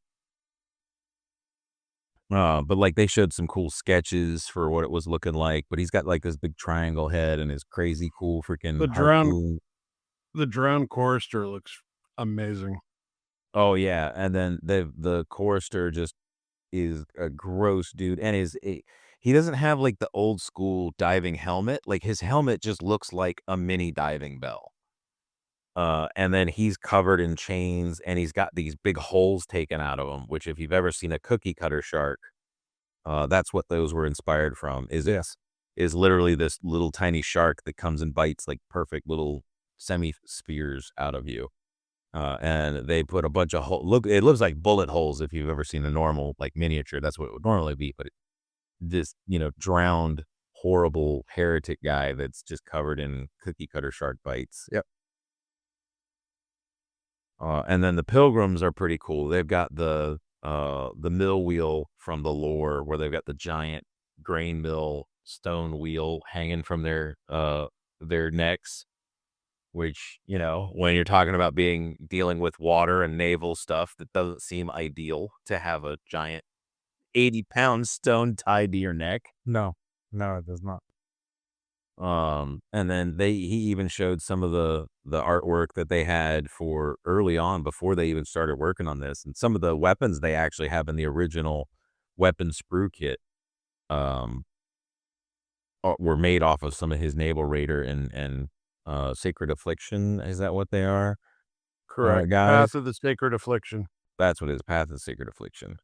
They had a big good laugh on their prisoner, the ecclesiastic prisoner, because they put a little crab on his base, and I think they Yeah. said it was something like there was like something wrong with the way they were doing the crab or something, and it ended up being that the crab is doing a dab pose. Yeah. And it was just real funny that they were laughing at.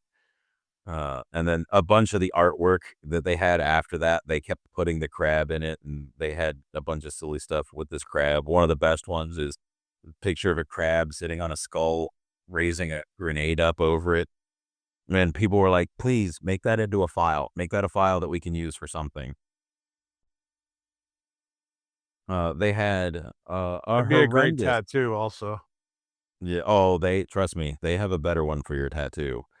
Uh, it was for something on the Carcass Front. I don't remember exactly what it was for, but Mike Franchina like drew it and was just like, "Oh, I really liked this," and he's like, "I can't wait to see somebody tattoo this."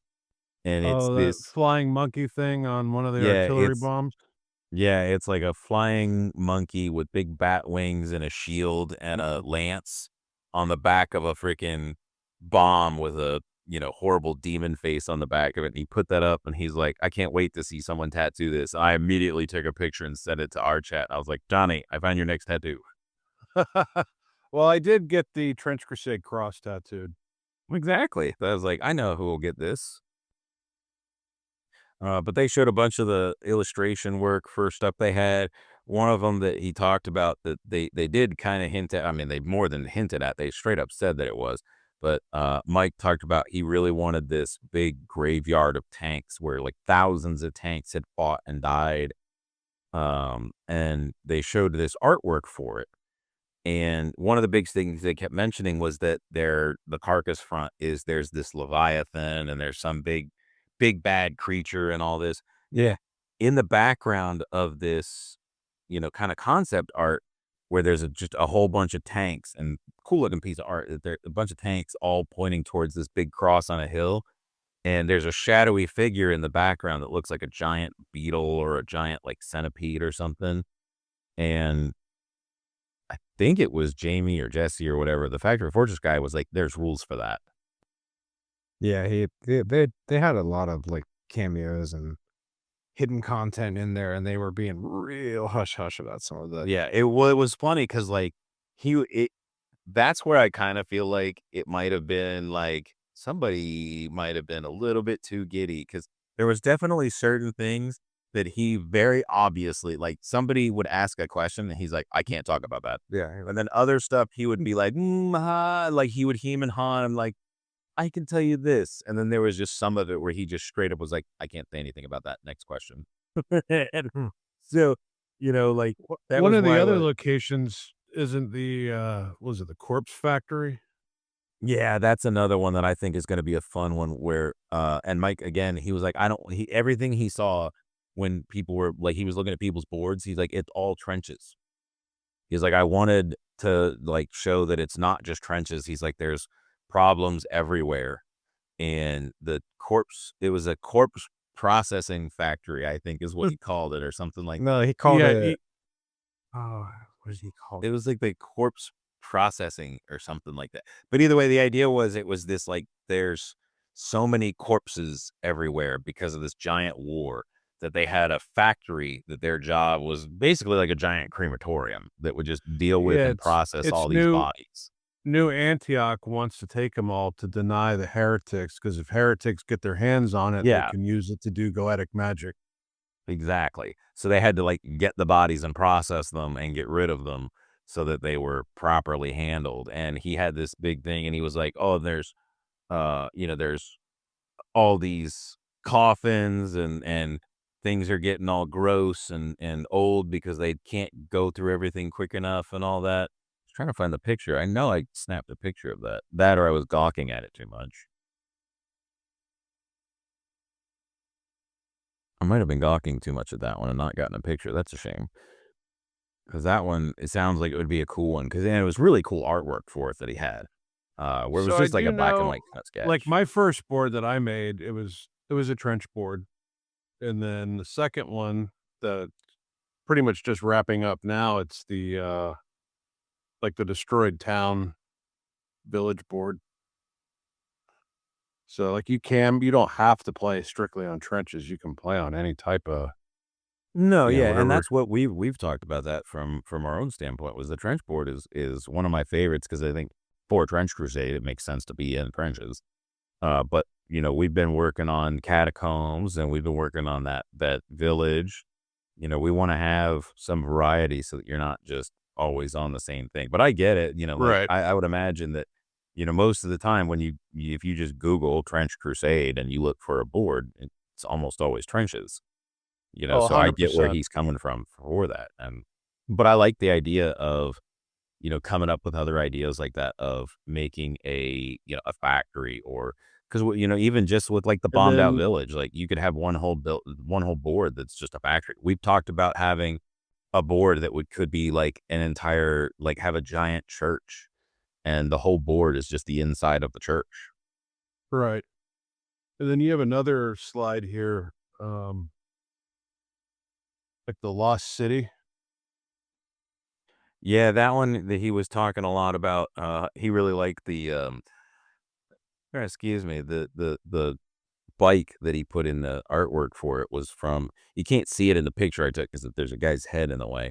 But there was like this old like World War I scout bike that he really liked, and apparently most of that sketch was based around that bike that he found.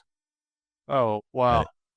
Yeah, and then that specific city was taking some more Egyptian themes. There's a bunch of kind of the concept art that he had drawn with it, and inspirations that were more like Mesopotamian, Egyptian, and stuff like that. And I think that one was the one where he wanted like part of like an altar or something. It was kind of weird, some of the stuff he was talking on that one. Some of it, a lot of it was hard because like Mike would talk about it and then Jamie would redirect him somewhere else. So It I is, think they were yeah. Well, it trying is to keep. nice that they're coming up with other locations other than just, in and around the Levant. Yeah, and well, that was one of the other big things was uh if you've seen the pictures that they posted for like the not the Kickstarter, but for the pre-order for it, they have a map that's out there. And part of that Yep. map is actually like there's locations that you can take over. And it sounds like what they're going to do is you can, you'll get kind of like with your trader and getting stuff from winning a campaign and all that, that you'll get more supplies from taking over certain areas. And that's why they've got this big map for it. At least that's what I'm hoping for. Because I know one of the other big things that they hinted at very heavily is that they're going to start doing a global campaign. Yes. They That'll be mentioned, awesome.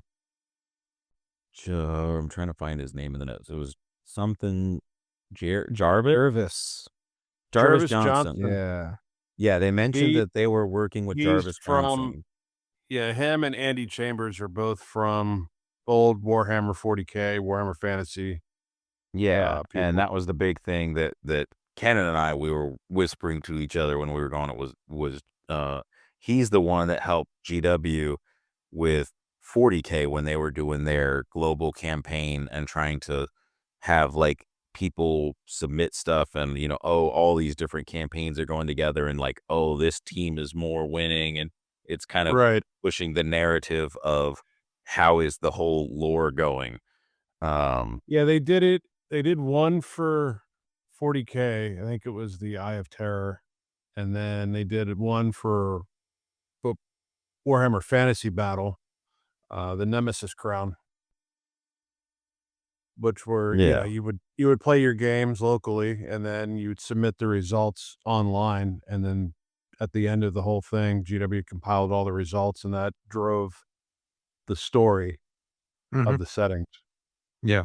Sounds like they're going to do something very similar. Yeah, as soon as they mentioned the Jarvis Johnson guy, I was like, I'm pretty certain. I think you looked it up. You were Googling him. I looked that up. I immediately tried to figure out what it was. I vaguely remembered it from yesteryear. Yeah, because I think when I mentioned in the chat, John, I think you said something that was the guy from GW that did their global global campaign stuff. Yeah. I know right after that when that was around when people were asking questions. One of the other big Well, things that I'm happy. Go also, ahead. something to note, Jervis Johnson helped train Andy Chambers. Andy Chambers helped train Tomas. So it's almost come full circle. Yeah, that is kind of cool. I didn't know that. Right around the same time, somebody was asking about paladins and if they were going to make rules for that. I hope not. Well, one of the cool things I liked was he was very adamant about no. They Thank talked God. about it. Yeah, Franchina actually just- kind of stepped. Yeah, just- Franchina even yeah. stepped in and was like, he was like, it would be like adding Primarchs, which was a bad idea. He really seemed Exactly. against it. The one thing that he did say was like if they were to make like a different scale game, like he's like you would need a different scale game, not a minis game. So I was like, I can I get could behind see it that. if you're doing it in like Epic. Yeah, that's kind of what I Like was thinking. Like, is if you made a different game completely that was like an epic scale game, then you could have it. Because like in the artwork, the communicants are hundreds of feet tall. I mean, it would literally be like even more so than a Titan. not the You know, like communicant, it's the, they're the not the community Paladins. paladins. Yeah. right. They're freaking huge. But I liked the fact that he actually mentioned that specifically when that question was asked.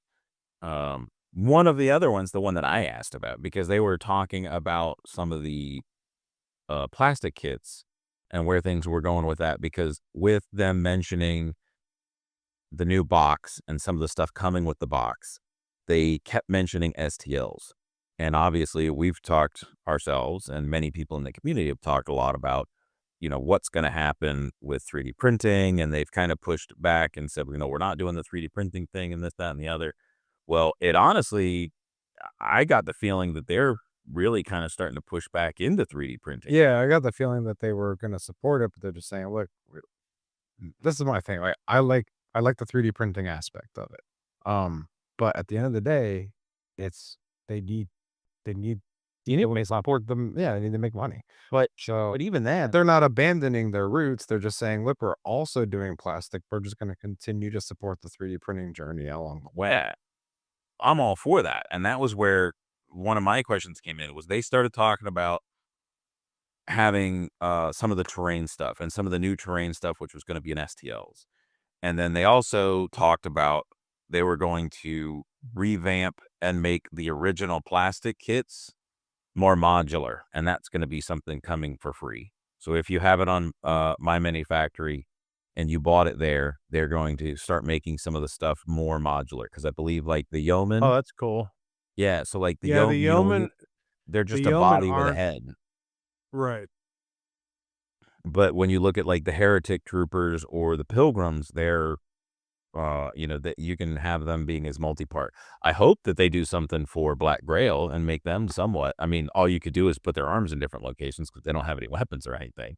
Yeah. But at least for New Antioch, I think they should 100% do that and give you better options. I wish I had asked, because one of the things I would love to see, since they give you the files for the weapons, I wish they would make the hands more easily editable so that you could just put a different gun in the hand and do it that way. Because Well, right now, I think what they're also doing is once they take like one of the sub war bands and they rework it, they no longer become a sub war band, they become like a main yeah, they band. talked about that heavily with too, where it's no longer going to be sub factions. It's going to be all the sub factions now are going to be full factions, and they're going to work on full lore for all of them. They didn't like the fact that like some of them had a couple paragraphs and some of them had a couple pages.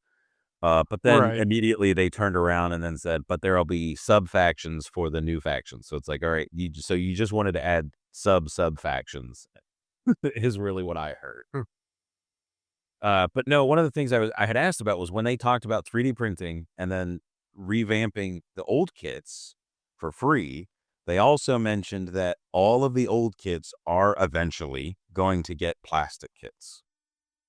And that was what kind of worried me, because I've been saying from the beginning that with the way things have been going, and they've talked about it with the Prussians, they're like, we can't sell the STLs alongside of the plastic kit because basically they wouldn't sell the plastic kit very well. Everyone would just buy the 3D files because they're cheaper.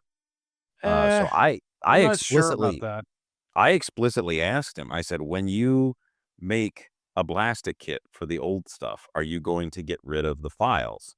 And he said, no, those will still be up and you can still buy them. He's like, that's there and it's going to be there. Well, that's good. Yeah, I was surprised because I honestly thought that they would, based on what they had said previously, I thought that if they, when they revamp and redo the Black Grail and they make a plastic kit for the Black Grail, I thought they would get rid of the Black Grail. I mean, obviously they can't get rid of the files that I already own, but I thought that they Right. would at least stop selling the 3D files. But it sounds like, at least unless there was a misunderstanding between my question or what he told me, he said that they Here's how weren't. I look at it though. It's an alternate sculpt. That's So it's like that's what I think they would do. That's what I said before, was I So would think that they would make them different sculpts, and because it's going to here's have how to be I would different. take it I play Black Grail, like, yeah, I would go buy the Black Grail kit, but then it's like, oh, well, these other Thrall sculpts or this sculpt I like kind of a lot better, but hopefully they look similar enough you could intermingle the two. Yeah, that's what I would love to see. Because like I love both the original and the Great Hunger ones, but they don't really jive together too well. Um, the Tomb Lord kind of does. Some of them kind of do. But like the old thralls and the new, well, the original thralls and the Great Hunger thralls, they don't really jive that great. So, but if they made more thralls that that are a plastic kit, I would 100% go buy them anyway. I would buy it to Well, support them. I yeah. would buy it just to get the new sculpts to run with stock Black Grail. Dude, it was like that GIF, like, as soon as they announced the pre-order for Carcass Front, is like, I had the credit card out, like, slapping the counter, like, "Come on, let's Yeah. go." I'm not gonna lie. I was very tempted when you messaged me. I was like, oh, twist my arm and get it. I'm like, well, but I am about to spend a whole bunch of money at Adepticon. So I'm like, I don't really need to get it. And I'm like, well, it'll be spread apart and I'll eventually be able to buy it individually. And Yeah, but because I want it now. I know. I'm terrible about that myself. But really, it honestly, for me, it came down to the fact that I'm like, I don't really want to run Naval Raiders. I don't really care about Sacred Affliction. The only thing I really care about is the book. And honestly, I can just get all of that for free when the book comes out anyway. I just want the book. But the book's literally just going to go sit on my shelf and I'm never going to do anything with it. So I was like, I don't need it. And I tried to forget about it so that I wouldn't go buy it again anyway. Go get it. I'll probably end up getting the damn thing. Let's see. Try to look through my notes because I know there was a couple of other things that they had mentioned. I mean, worst know, case too, you could always sell off whatever you don't want. I'm ew, sure somebody in our local group why will would I buy it. do that? Have you ever known me to sell any of my gaming stuff, Johnny? No, I'm like, Oh yeah, there was No, one other that's because thing. we're hoarders. Yes, definitely that. A couple of the other things that they did mention that wasn't really talked about at all. Um, Franchina was talking about a guy for the Pilgrims that they haven't announced yet. It sounds like he might be in the box.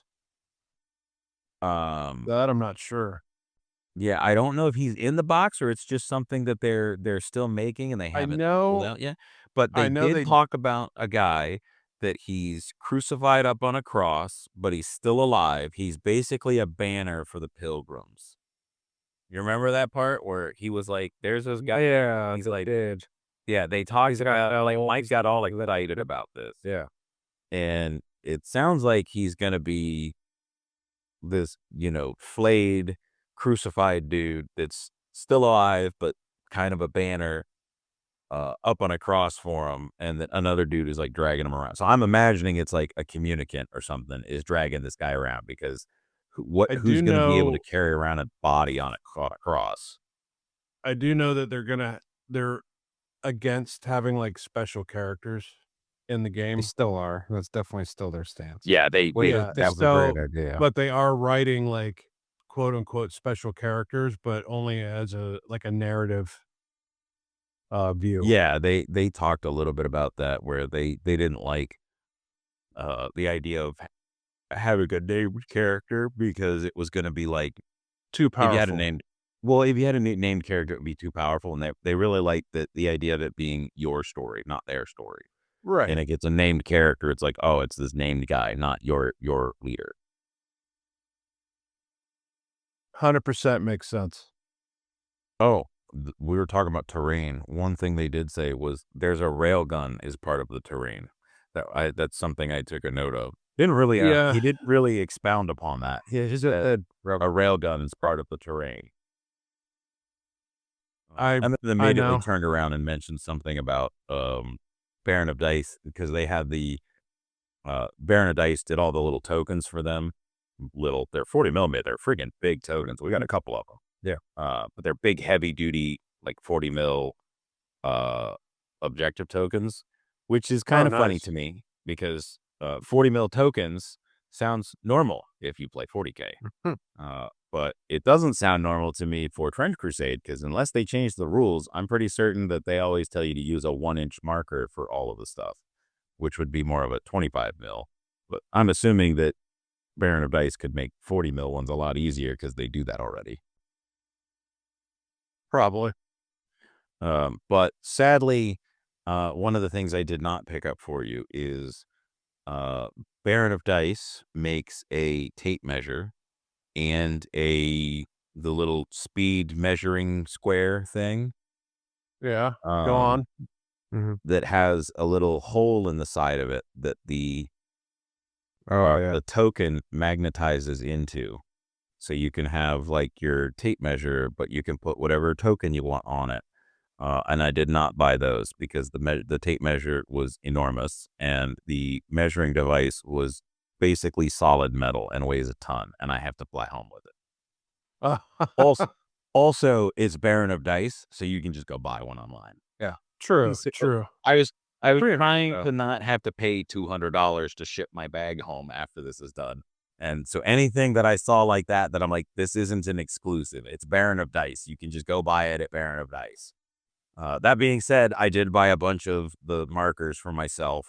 I did make sure to get you at least a new Antioch. I'm pretty certain I got one of each. I have a new Antioch, a Pilgrims, a Heretic, a Grail, and an Iron Sultanate objective marker. I have a handful of the Grail ones. So when I get back, and I'll have those up at the next game night at Spray Gunner, and whoever wants to pick those up from me can throw $10 at me and take them from me. Except for the new Antique one, you get that one. You've already given me $10 for that one. I have. We'll just say you have. Baron of Dice is also doing, I'm assuming more than just that, but the dice like they did for everybody else. They are working on one for the Prussian kit. The Prussian dice are already out on their website. Oh, are they? Okay, cool. I wonder, was that just in the last few days? Because they did mention that there. I saw it. I don't know if it was pre-order or what, but I have seen it on their website because they have all 6 main factions. The Prussians, which there's 6. The symbol for the 6 is like the German eagle. Oh yeah, that might have been. Well, I don't know if the dice. No, I think those were there. I do think I saw those. Yeah, I don't remember it. I remember seeing the token because I was looking at it and I was like, it's a war chicken. Yeah, then they also have the Blood and Blessings dice marker set. Yeah, I wish that they would do the Blood and Blessing marker set. I just think it would be cooler if they did that set as Blood, Blessing, and Infection markers, but can't have everything. They should do an infection set as well. Yeah, I think the only problem is that you would need a lot more infection markers than you need blessing markers. Or blood marker. Well, I guess blood markers you still need a lot of, but just release the blood or the infection as a separate set. Yeah, that's what I would do. The other one that was kind of funny when they were talking about some of the stuff, again, probably shouldn't have said it, but like they were talking about getting the licensing deal. Somebody had asked if the official pictures of the Trench Crusade minis, if those were done with Army Painter paints from the painting kits. And I don't remember his name, but I think it was the CEO of the Army Painter. Yeah, I'm not sure I remember. I can't remember his name, but the Army Painter guy that was there, he was like, this is cool. He's like, we do these things all the time. He's like, but we never get asked to talk at these. So he was having fun with it. And he was like, part of their licensing deal, they were like, yes, asterisk, was basically all the stuff is painted with Army Painter, but not because they had struck the deal up, but because when Army Painter was trying to get the deal going and they were like, hey, we want to test out your paints and we want to do this, Army Painter apparently sent them 18 kilos of paint, which to me sounds like the Army Painter just, yeah, that sounds like the Army Painter said, here's one of everything, and just sent them the entire Army Painter line of, here's our entire line. Go ham. Like you know how ammo has like the little suitcase boxes that has everything? I'm imagining Army Painter just like showed up with stuff like that for Army Painter, just like, here's the fucking fanatic box, here's the freaking historical box, here's the freaking, Here's everything. Here's war paints. Because that was one of the things that they mentioned when they talked about like the box kits for the Trench Crusade stuff. He's like, we can pull from everything. And he specifically mentioned the historical stuff, the Jean Blanche stuff, like all the other named ones, which was cool because I thought it would mainly just be like their main line, but it seems like Speaking of anything they make. Speaking of the John Blanche paints, I need to pick up volume 3 and 4. You do. One of us doesn't need to. Oh, you That dick. that was another thing I picked up while I was out here. I happened to go to the Army Painter booth and I was trying to get a scoop on, because I think you sent me the picture of the blacked out box of saying something coming soon from Army Painter. Yeah, And yeah. it was the Trench Crusade box, which is what I figured it was going to be, but I tried to get a scoop from them. I was like, A, give me those John Blanche boxes, and B, what's this new thing you guys are announcing here at Adeptic? And then C, here's some stickers to put out. And I left him some of our sticker because they too were right next to the Trench Crusade booth. Nice. Oh man, well, we've gone through quite a lot. There was a heck of a lot of stuff going on at Adepticon. Yeah. I think we've gone over the big stuff. I'm sure there was some stuff that I missed out on. I think we covered the most of it with Carcass Front. Do you know if there's an official release date? I don't know if they mentioned an actual one. I know it's coming soon. They said that there probably won't be much new coming out for the next 6 months. Yeah, don't quote me, but I'm thinking June, July for Carcass Front. That was kind of what I was thinking as well, is that June, July timeframe was going to be in very short order that comes out. And then, because I know they mentioned that the next couple of things were going to be in the next few months. And then because they've been working so hard to get this out, because like if you look at it, took like a year to get the first Prussian box out, and then like 6 months to get the second one out, and then like 3 months to get the Sniper Priest out. So they've been kind of ramping things up and running through things so quickly that they kind of need a little bit of a break and kind of need to get some stuff in order in the back end, I think. I think there's at least one more Prussian box coming. One or two more. I would assume they did hint that there was a few things coming that were that. There's some new stuff coming. They did mention that. They wouldn't really give any hints. I think I want to say it's new factions, but I don't know, because it seemed like they were also like they kind of hinted that there were new factions. Like I cannot confirm nor deny.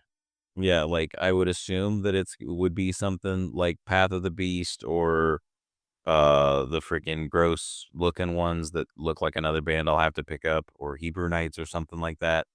But they also then turned around and said anything new like that is probably like a year out, just because they need to get or more, more stuff working and more other stuff. So who knows? Hopefully we'll find out some more information about that soon. I'm honestly just looking forward to new scenarios, finding more out about the Carcass Front when that comes out here, hopefully soon. And hopefully I can keep my addiction away by at least looking at the book that you get when you get it, Johnny. Yeah. You can gaze at my map when I get it. I'll look at it lovingly and stroke it, and definitely won't steal it. I did splurge for the canvas one though instead of the poster print. I know you're gonna make me freaking get that too. I at least had the game room to put it in. I'm working on it.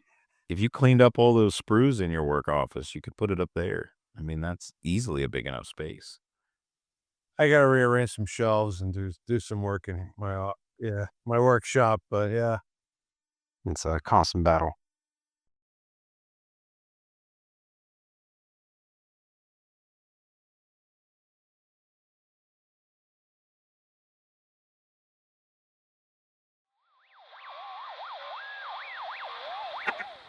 And that's where we'll leave it for tonight. The guns go quiet, the mud settles, but the march to the Carcass Front never stops. Before we sign off, if you want to reach out with questions, confessions, or grievances, you can contact us at TrenchFootSocietyPodcast@gmail.com or support us on Patreon at patreon.com/TrenchFootSocietyPodcast. Your support keeps the trenches alive and the podcast signal strong. And a warm welcome to our newest members, Mythics, Nuclear Nova 95, Jory, Grinch Savage, Sebastian Sonderman, Bonefish, Jonas Livnan, Rim Fister, and Michael Garbo. Glad to have you in the mud with us. This episode is brought to you by SprayGunner.com. Thanks for backing the community. If you're gearing up for your next project to get your warbands and terrain ready, use our affiliate link in the show notes, and at checkout, apply code TFS5 off SG to get 5% off your entire purchase. Here's what's coming up. Race to the Sea Narrative Campaign, sponsored by the TrenchFoot Society Podcast, kicks off April 9th, 2026 at Spray Gunner in Tampa, Florida. 700 ducats, 8 weeks. The Sacking of Beale, April 12th, 2026 at Micro Precision Systems AG in Beale, Bean, Switzerland. 3 matches at 800 ducats. O Gilded Cypress, 2-day narrative event, May 9th and 10th at Huzza Hobbies in Ashburn, Virginia. $15 entry, 12 p.m. start time. Trench Crusade monthly meetup every third Tuesday at Smalley's Gaming Cave Cafe in Crown Point, Indiana.